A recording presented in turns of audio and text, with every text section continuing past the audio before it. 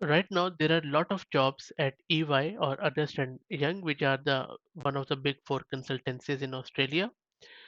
These days, there is not much good happening with EY in the media, but still, it's a good company. And as I said, there are a lot of job opportunities when it comes to cloud in EY at the moment. This particular job is in their data and analytics team in EY in their Brisbane, Melbourne, Canberra, and Sydney offices. And this specific job was advertised for Sydney, but as I said, you can apply in various cities too. It's a flexible and hybrid role, which is based in Sydney, but in other cities too. Plus, there are a lot of data and analytics side of things which you need to know, including on AWS specifically.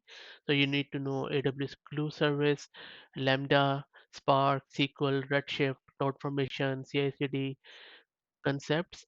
But even if I think if you have the background on the databases side, especially around business intelligence, data warehousing, big data, or any analytics project, I think, and you have some cloud knowledge, go for it. I think you should be a real good fit for this job if you know these things.